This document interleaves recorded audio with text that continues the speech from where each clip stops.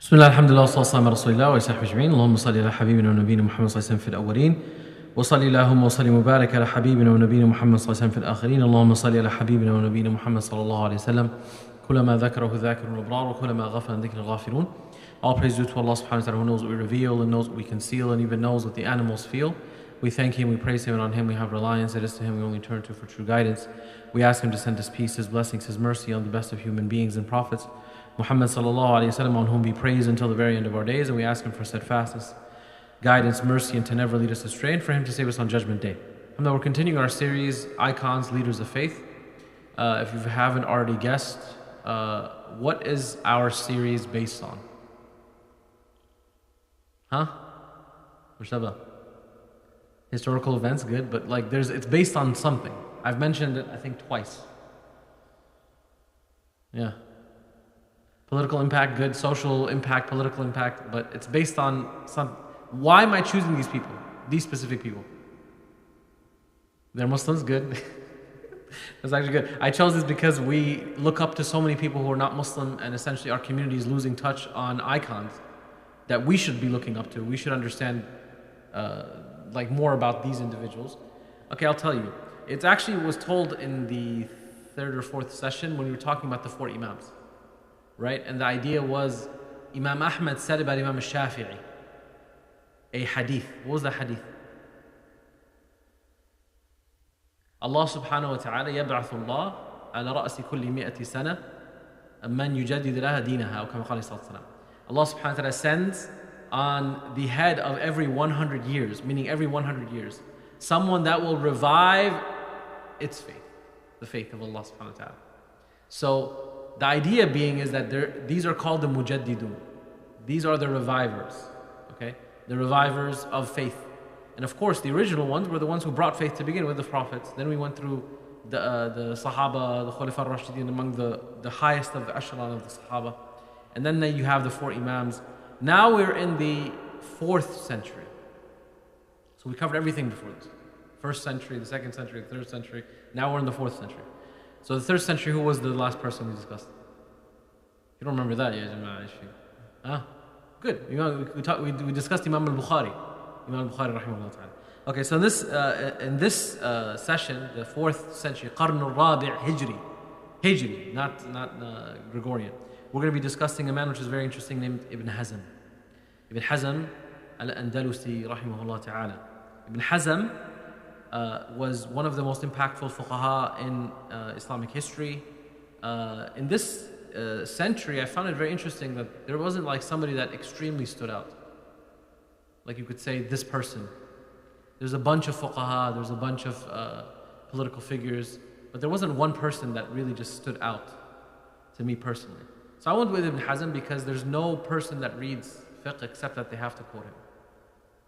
And most Muslims probably will not be aware too much of him. But he was an Andalusi historian, philosopher, theologian, jurist, and he was also a politician in Spain.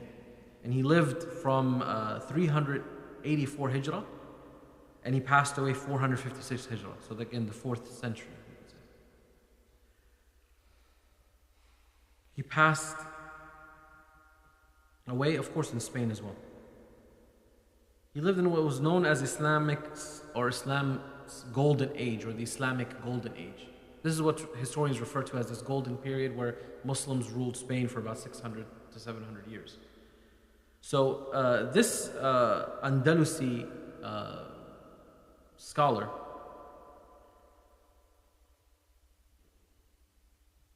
came from the lineage of Persians. His grandfather was Sa'id and his father was Ahmed. So he's Ahmed bin Sa'id. His father was Ahmed. So his name is Ali. Ali bin Ahmed bin Sa'id. That's his name. And then his great-grandfather is Hazm. So Ali bin Ahmed bin Sa'id ibn Hazm. Why did he become known for his great-grandfather? Allah A'lam. Just this becomes like a known thing in a family. You become known for like your family name or whatever. So essentially, he just became known for Ibn Hazm, and anyone who refers to Ibn Hazm, it's only one Ibn Hazm in Islamic history. So this is why potentially as well. So they choose a name which no one essentially can replicate, like Ibn Taymiyyah. Whose name was Ibn Taymiyyah? No, his name was Ahmed ibn Halim, or Abdul Halim. So that's not his name. His name they took from his grandmother even. So it's ajib, these titles. But they essentially chose titles for the status that they would reach, so they can only be known for that. He was such a prolific writer. He wrote over 80,000 pages. So he was a writer. He lost one of his books. He rewrote it. So it's an amazing kind of polymath, they used to call him. So essentially, both of his father and his grandfather held high advisory positions in the court of the Umayyad Khalifa Hisham II, Hisham al-Thani. And they said that they were originally Christian. They accepted Islam. And Imam al-Dhahabi rahimahullah ta'ala spoke about him that he hailed from, again, Farsi origin, and then later became an integral figure in Andalusi society, specifically Cordoba. And his notable contributions in Islam essentially were something that impacted poetry, impacted fiqh, impacted hadith. So there's not almost a science except that you quote Ibn Hazm. Hence why he was referred to as one of the most impactful Muslims. So he was raised in a political family, and he essentially mingled with the people of higher echelon in power and politics until he reached the status of minister. One day he entered the masjid, and this changed his life. Not that he never entered the masjid, it was normal Muslim. He entered the masjid and he decided to sit down. So a man came to him and said, "What's wrong with you? Don't you have knowledge? You have to pray Tahiyyat al-Masjid." And he was like, "Oh, okay." He's like, "Pray Tahiyyat al-Masjid. What's wrong with you?" So he went and prayed. Another time he came, he prayed Tahiyyat al-Masjid. He was done. Some person came up to him and was like, "What's wrong with you? Why are you praying Tahiyyat al-Masjid? Don't you know after Asr you can't pray Tahiyyat al-Masjid?" So Ibn Hazm is like, "What is this?" One guy's telling me pray, the other one say don't pray. He's like, "I will not allow ignorance to be basically what I'm known for. I will learn." And this was around 40 years old. So he started learning and he became a scholar at 40 years old. And again, he was very sharp-tongued. They say that they used to write the tongue of Ibn Hazm and the sword of Al-Hajjaj are like two complementary parts. Sword of Al-Hajjaj, if you guys remember, was the one who killed everybody in Iraq for him to regain the power of the Umayyads, right? So his tongue was very sharp. He would not care what he wrote. He was very sharp-tongued. But this also got him in trouble. Essentially, him and the Malikis started to have wars in Andalus. And they started to claim that he's a heretic and all kinds of things. And they got his books burned. They had his books burned to that level.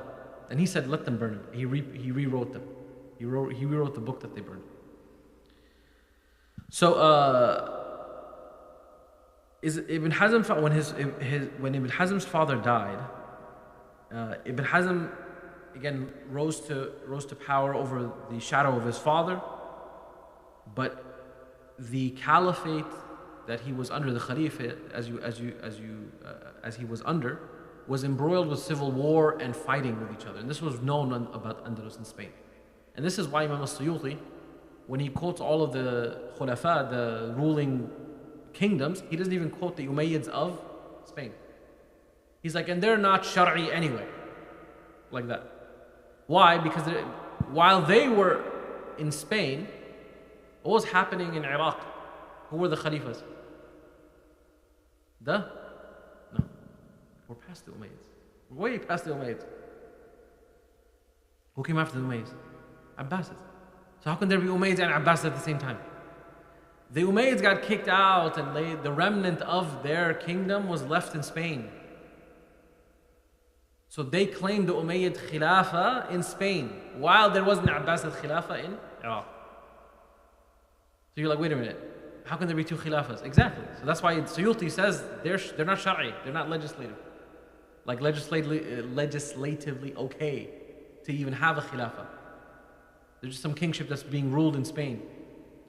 So you have to understand, like in Islamic history, this romanticized idea of the caliphate and Muslim rule is completely sometimes romance, exactly. It's not real. Muslims, up until the fall of the Umayyads, there was one khilafah. And then after that, khalas, they started to splinter and split. And in fact, up to 12 different Muslim kingdoms existed at the same time. From Africa to South Asia to Spain, as you see now. North Africa is a whole different story. I got even tired of counting them and trying to follow their history. I said, you know what, Allah, yani, because there's so many different groups. So the one thing about the Spanish Khilafah or the Spanish kingdoms is that they started to fight among one another a lot. And this was actually one of the reasons why they eventually fell, because of the infighting. So because of that and this infighting and controversies and etc., Ibn Hazm got embroiled into it. And he was imprisoned frequently as a suspected supporter of one dynasty over another. So finally he essentially retreated and he said, I retire from politics. And he began to express much of his opinions and study in literary form. So he became a very, very strong proponent of writing, and he adopted a school known as the Zahiri school. You're like, wait a minute, are there 4 schools? Yes, there's actually more than 4 schools. One of the things we have to realize as Muslims is that we have actually more than 4 madhabs in Sunni Islam. These madhabs lasted because, as you saw, all 4 of them became prominent and were adopted by the Abbasids in one way or another. Their followers essentially became qulat, they became judges. As you saw with Muhammad al-Hasan, the student of Hanifa, Abu Yusuf, he became a judge. They became very well known and they took advisory positions, and then later on their students were the ones who spread their madhab even more. So there were so many different factors in these particular madhab spreading. Number one, of course, the widespread fame of the Imam. Widespread fame. From Abu Hanifa rahimahullah and his status, and of course, part of that is his stances against the Khalifas. If there was, do you think anyone would stand out as much than somebody who's politically outspoken? No. It's just straight honesty. And then later on, what happens is how the Abbasids win over Abu Hanifa rahimahullah is take his students as their judges and adopt his madhab officially, formally.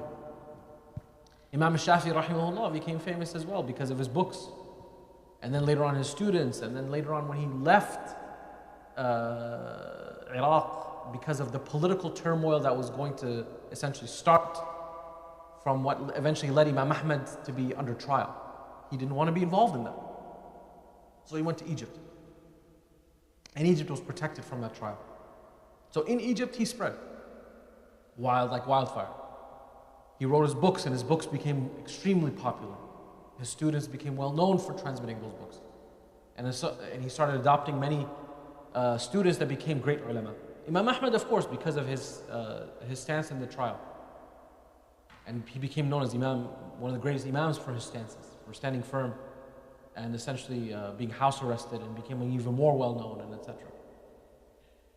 And Imam Malik, because he's Imam of Medina, Imam Dar al-Hijrah. He became known as the one who gives fatwa in Medina. Right? So if a madhab becomes so famous because of his teaching, what else is left there in Medina? Anyone goes there, you're Maliki, khalas. You study with the Maliki scholars. So these are the 4 among the reasons why these 4 lasted any other teacher.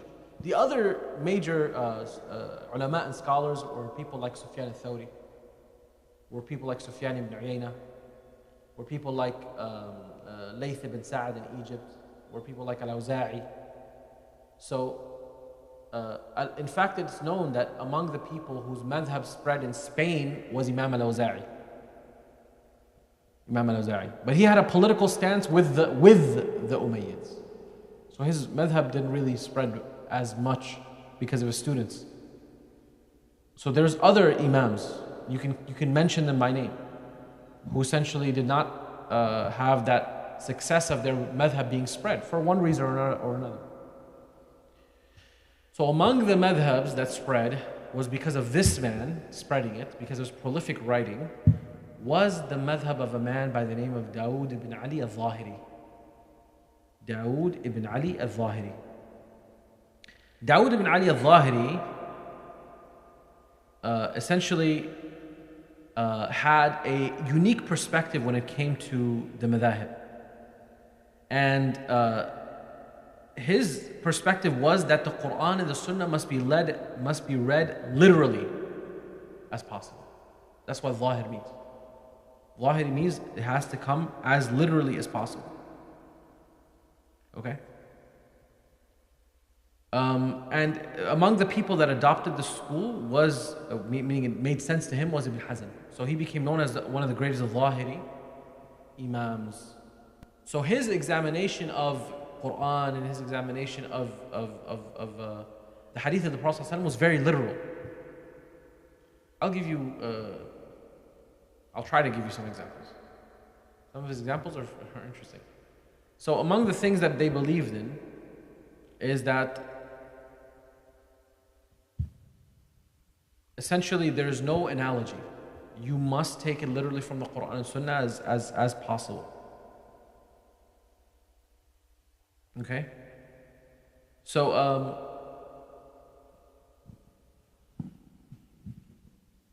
Imam Ibn Hazm rahimahullah ta'ala started to write and criticize other madhabs in a work that became known for as an encyclopedia of fiqh known as Al-Muhalla, where he gathered the sayings of all the scholars and he argued about them.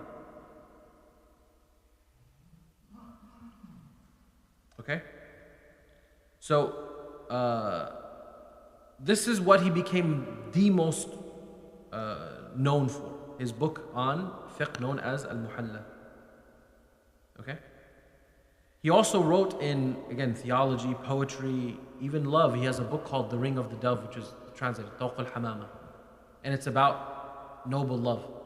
It's a really good book. But it's about, like, what's real love? What's it based on? So they said he wrote this book because he fell in love with a Jariyah, like one of the concubines in Andalus. So he fell in love with her, he wrote an entire book. Right? Interesting. So and this is known as a type of love called Hubb al-Udri. Al-Hubb al-Udri, which means noble love. It wasn't like lewd. Because if you look at the traditional Arabic poetry before Islam, they used to talk about love, but they used to talk about very lewd things. Like fuhsh, right? So they would describe a woman and they would describe how beautiful she is, etc. And this behavior was later on kind of like adjusted. So it would be mainly about what's called noble love. Among the things, we'll maybe read some of them later. Anyways, so he became embroiled in different types of argumentation. Fiqh, theology, tafsir, and hadith even. Okay?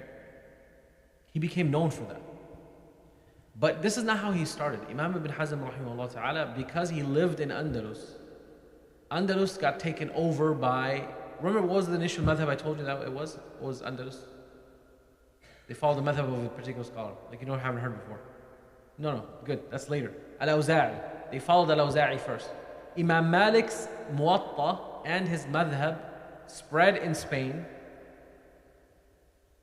because of a student of his known as Yahya bin Yahya al-Laythi. He spread it in Spain, and the Maliki madhab became widespread in Spain. So Ibn Hazm originally was Maliki. Then he switched to the Shafi'i school.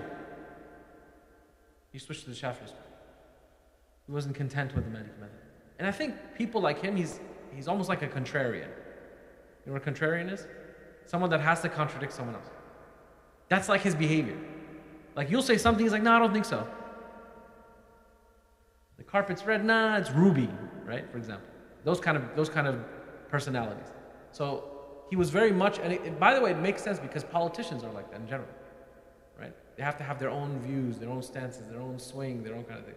So he wasn't settled with the Malikis, everyone was Maliki around him. He's like, let me do Shafi'i.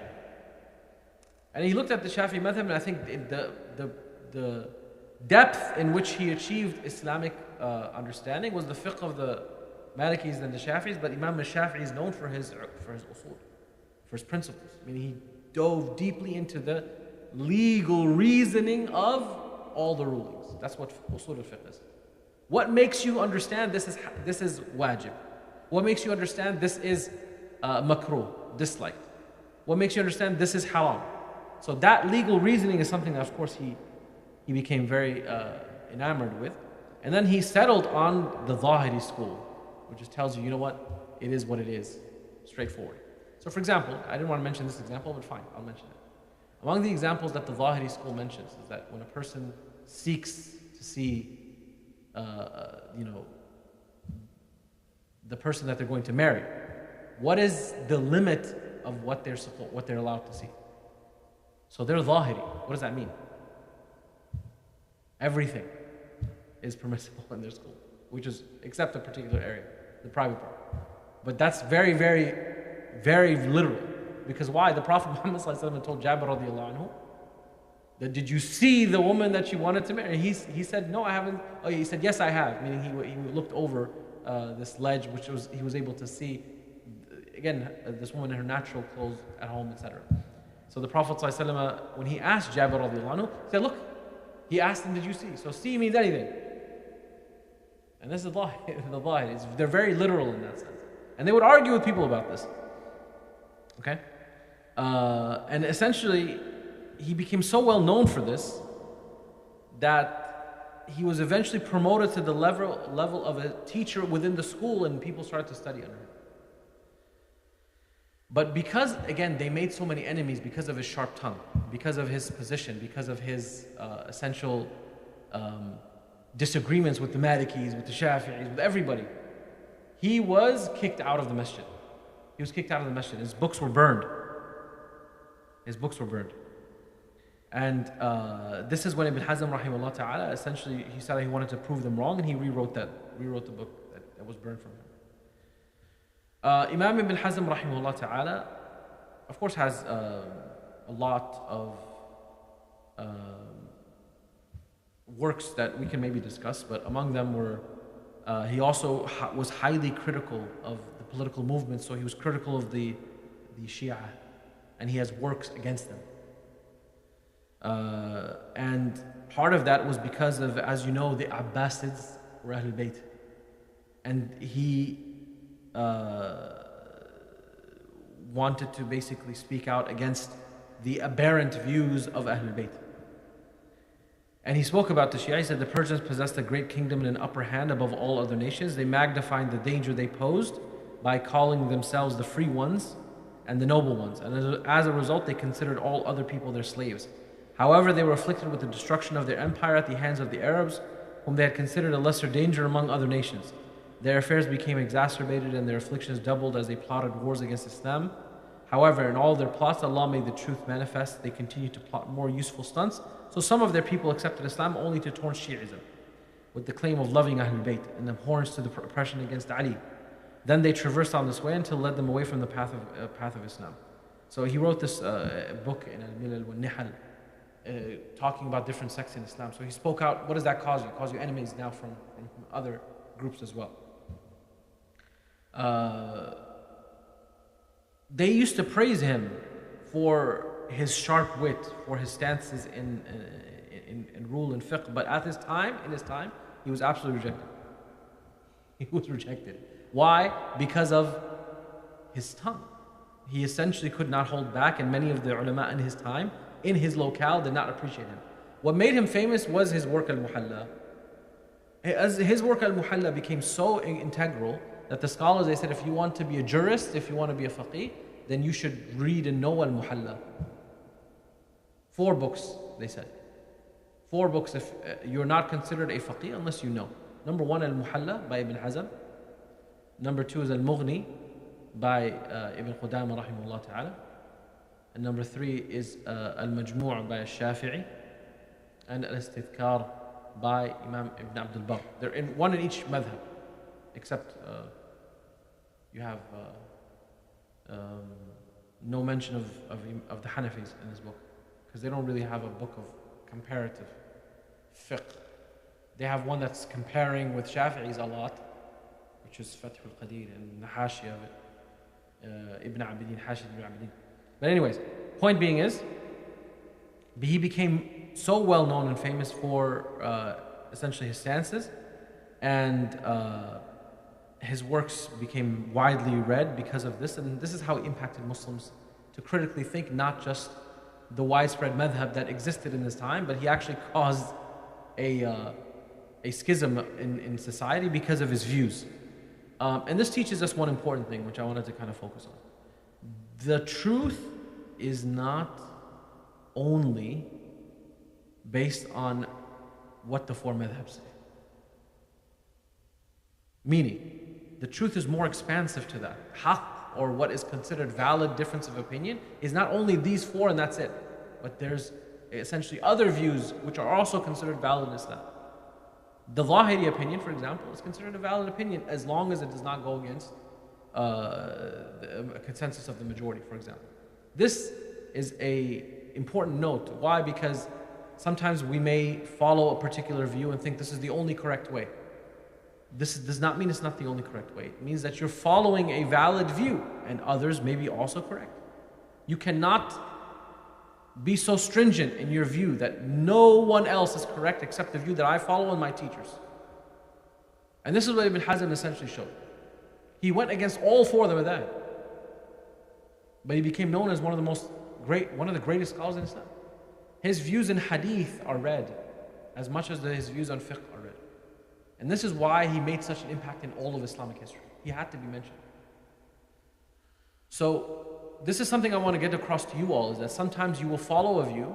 It is not only the only view that is acceptable in Islam. It's not the only valid view in Islam. It is a view that you follow, you respect, you take from your own teachers, but you respect the differences of opinion if in case there is someone that follows a different view.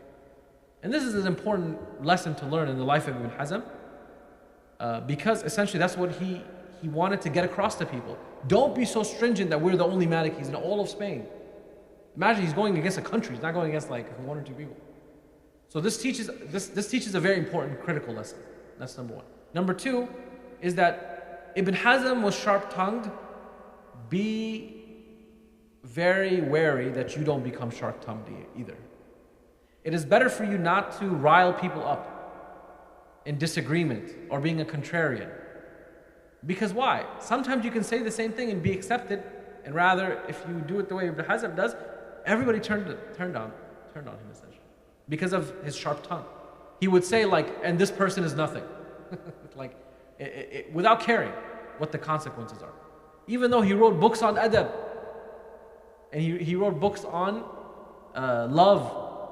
So just subhanAllah, as probably his tongue was very sharp when it came to criticism, it probably was very beautiful when it came to, of course, love and speaking about love as well. So in any case, Ibn Hazm rahimahullah ta'ala gave us this kind of legacy where we benefit from a person that did not have a limit to where his studies were based on how old he was, based on his profession. So he was a person who was in politics and still became a faqih. But he also understood that you can't do both at the same time. You can't do both at the same time. You have to dedicate yourself at some level to ilm, to knowledge. So he essentially left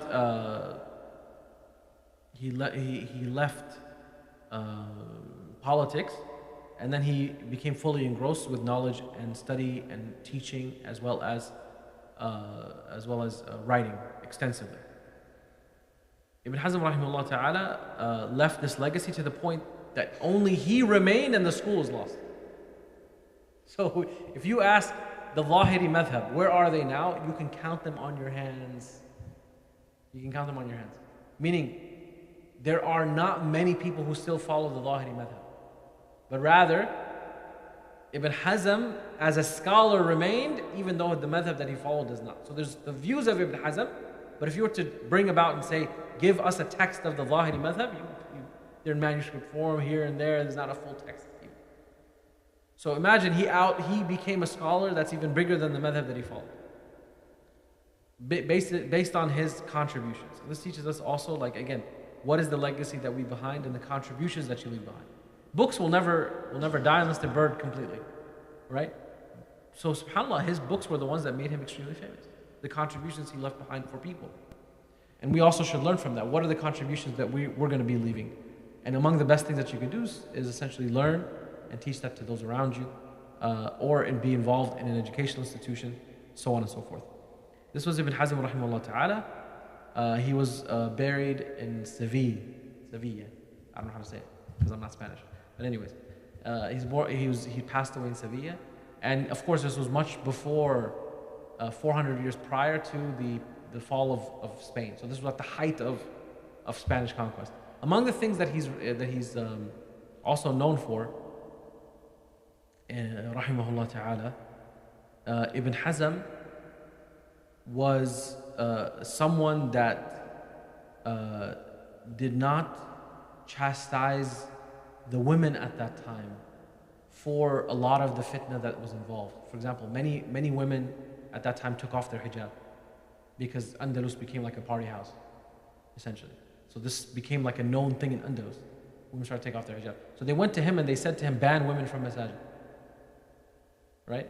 So he said, why would I ban them from masajid when they're already going to a place of fasad? When they're already going to a place of corruption, why would we ban them to a place of rectification of their souls? So he refused to write something which would be detrimental to their faith. SubhanAllah, we can learn from that now, especially where we're obviously probably much worse than what it was in Spain at that time. The masjid should be a welcoming place, alhamdulillah, for both men and women. Ibn Hazm rahimahullah ta'ala was known for some of his stances which sometimes teetered on going against what the society mentioned, but it essentially was what he believed to be true. So he did not back down as long as he felt that it was directly from the Quran or the Sunnah of the Prophet ﷺ. So, for example, when it came to the verse about parents, وَلَا تَقُلْ لَهُمَ أُفْ, right? Don't say even uff. He said only uff is not allowed. But if you want to argue with him about something, then this is not considered in the verse. So subhanAllah is, again, his understanding and logic is, by the way, censored by like everyone. Every one of the ulama believes this kind of literal reading of the Quran is not something that we should go with. But he had interesting views, very, very, very interesting views. In some areas you could be like, this is crazy. In other areas, subhanAllah, when you read it and his perspectives, you could say, this guy actually makes some sense. One of the, for example, widespread views that he has that many modern preachers, like Shaykh Jazakallahukhairan or Ibn Taymiyyah and others who took, was his view of what's considered travel. He's like, as long as you're considered a traveler, you can pray traveler prayer. There's no 4 days, 15 days like the Hanafis, 4 days like the Shafi'is, 6 days like the Malikis, and etc. He's like, there's none of that. He's like, whenever you could, as long as you're considered a traveler, then you're a traveler. He's like, why? He said, you could be in a city which is 100 kilometers wide, diameter, which is, by the way, exists. Riyadh, for example, right now, modern day Saudi Arabia, is a 100 kilometer long city. So you're not considered a traveler traveling 2.5 hours, for example. You understand? Or 1 hour and a half. So he said, as long as you consider yourself a traveler, you're considered a traveler. This is the view that they're taking. So it's not considered by days, by length. You're considered a traveler, you're a traveler. And this is the view of some modern scholars. They take this view. We disagree with them heavily, but that's their business, right? It's a valid view in Islam. And they spread it, and etc. So even he says, if you're I remember this was like a big controversy. Ibn Taymiyyah said to the Saudi students that studied in America, so as long as you're here and you're considered a traveler, you can still pray to a traveler's prayer. So in San Diego for like 5 years, 8 years, 9 years, I'm a traveler, Habibi. Yeah, you laugh at it, but this is a real view. This is a view of Ibn Hazm that Ibn Taymiyyah adopted. And that's why they followed it. And we'd be like, Habibi, this goes against the majority, this goes against like everybody in their mind. It doesn't matter, Ibn Hazm said it, everything. Khalas, we respect it. But again, there's some interesting views like this he has and holds. But this strict literalism is essentially what impacted Islam. Okay, inshallah. So again, the point of this is not for you to become Zahiri. I highly discourage you from doing that. But the point of that is for you to understand that, subhanAllah, the valid spectrum of Islamic views is pretty expansive. It's pretty expansive for you to respect it, for you to say, okay, this is the view that I hold. I don't agree with this. This goes against the majority, and you don't necessarily follow it.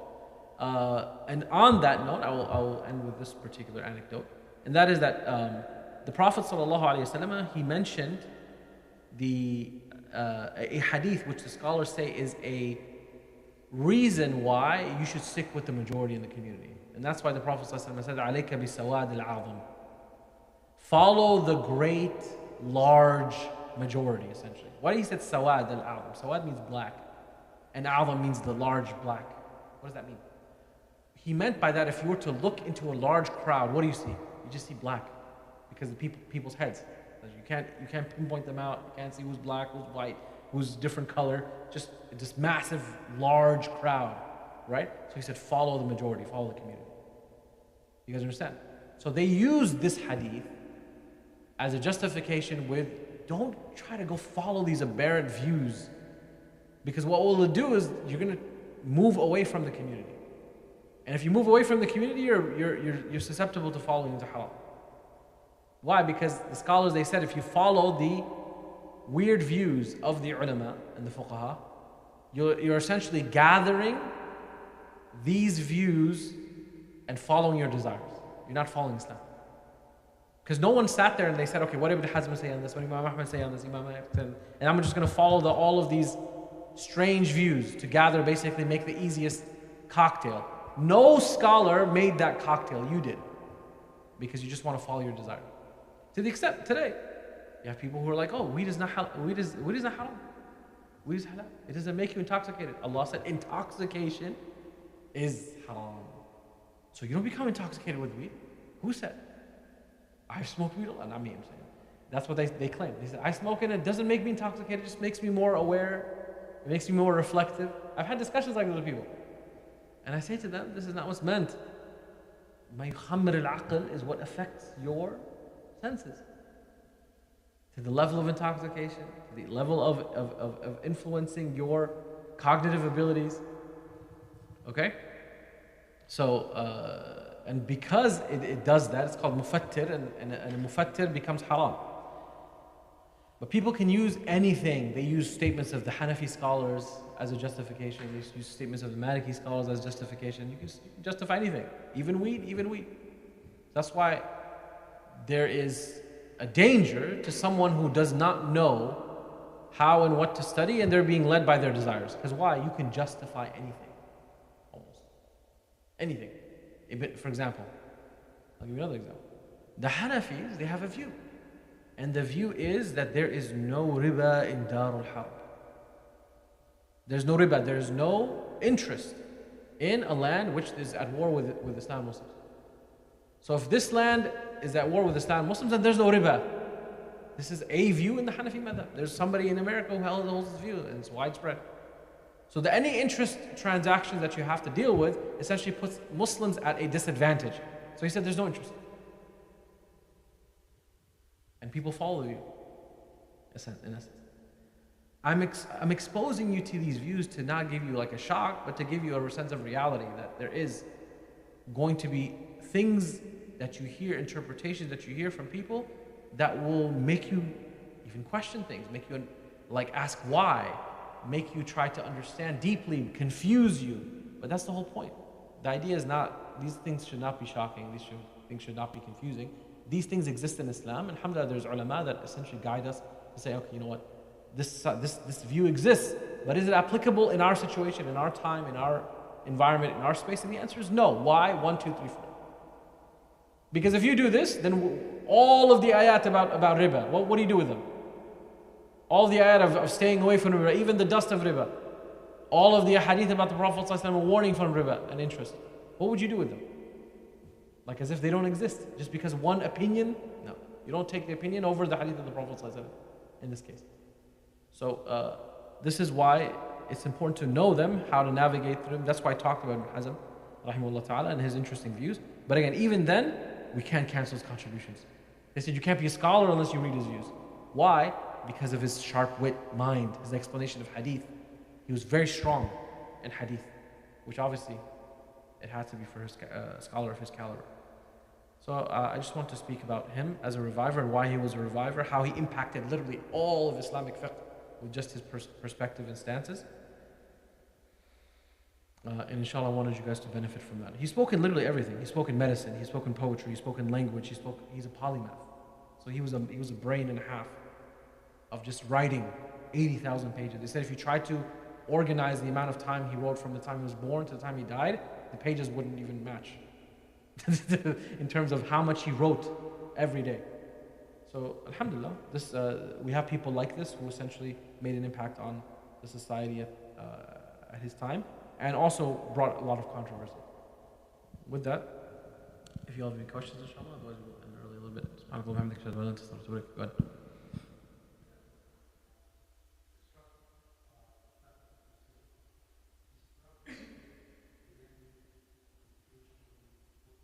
Yeah.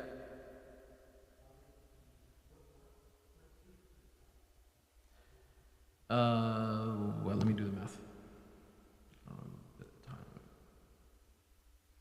So he was born 384, and he died 456. Somebody do the math for me.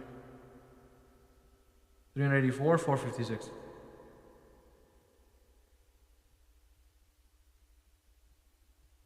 384, 456. So 456 minus 384. Huh?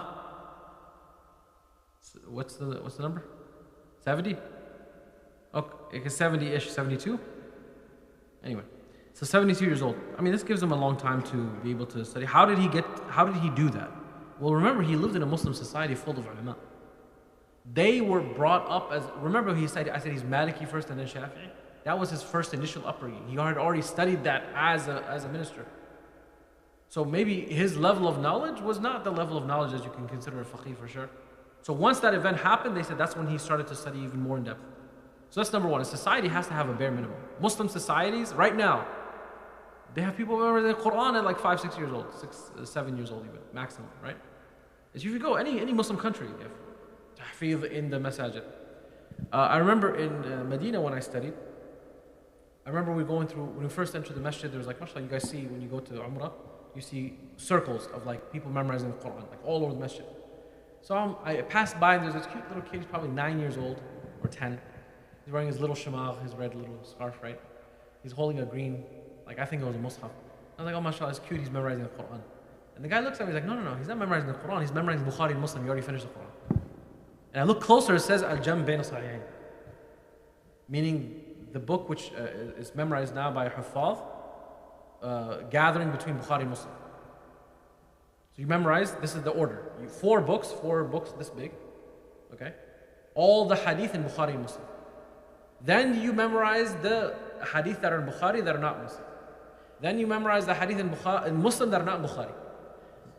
Huh? With the sanad to the author. Not the sanad all the way, that's later they will receive that. Not sanad all the way to your teacher.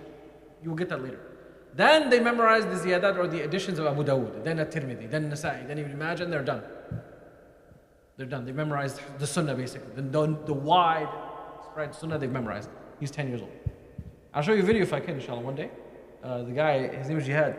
He was, I think, like 11 or 12. He finished all of them. This guy was a machine. They used to test him. They mentioned just the beginning. They sometimes mention the sanad. He knows the hadith. He very rarely make mistakes. He was blind. Wallah.